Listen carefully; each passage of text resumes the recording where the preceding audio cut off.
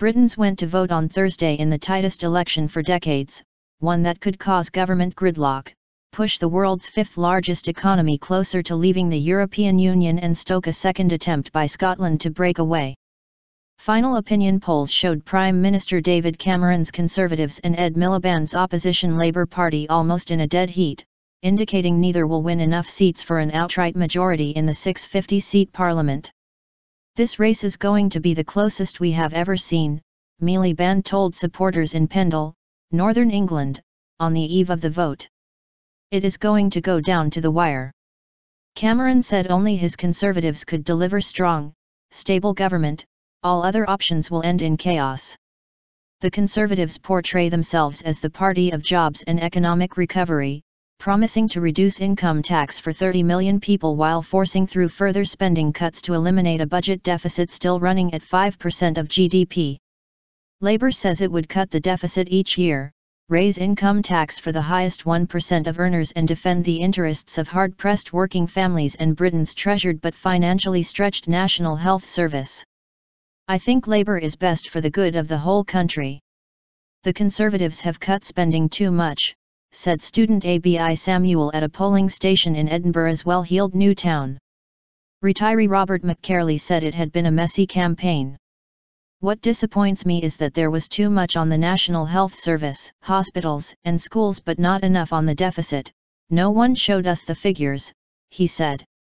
If neither party wins an overall majority, talks will begin on Friday with smaller parties in a race to strike deals. That could lead to a formal coalition, like the one Cameron has led for the past 5 years with the centrist Liberal Democrats, or it could produce a fragile minority government making trade-offs to guarantee support on key votes. British top share index fell to a near one-month low although election jitters failed to translate into any significant sell-off. The two main parties have been neck and neck in opinion polls for months. The pound was slightly weaker but the short-term cost of protection against swings in the pound jumped to multi-year highs. "What is important to us is clarity as soon as possible," Andrew Whitty, chief executive of GlaxoSmithKline, Britain's sixth-largest company by market value, told reporters. United Kingdom. An opinion poll released on Thursday showed the two main parties tied, with Labour wiping out a 2-point lead by the Conservatives recorded by the same pollster earlier this week.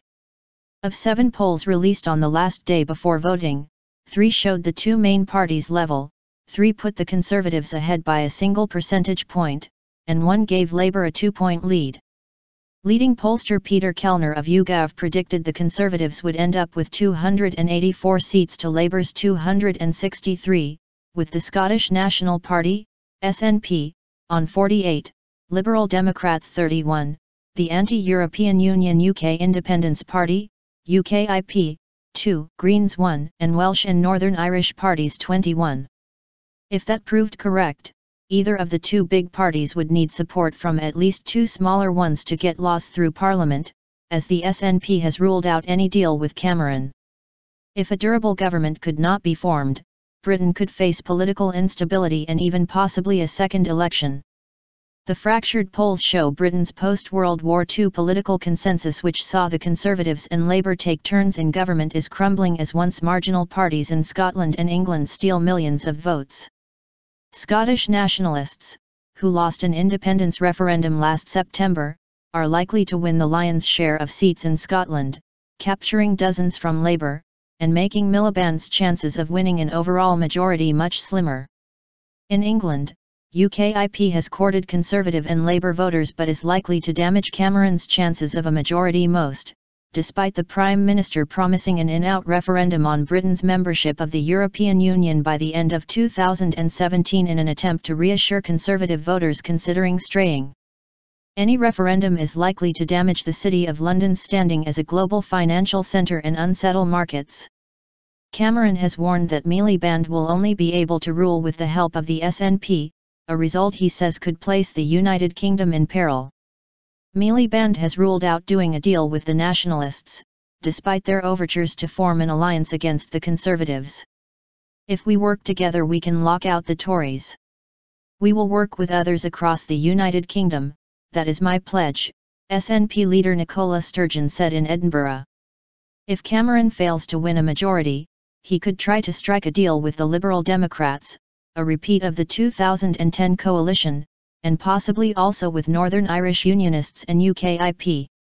Polls opened at 6 o'clock GMT for the United Kingdom's 48 million voters and closed at 2100 hours o'clock GMT.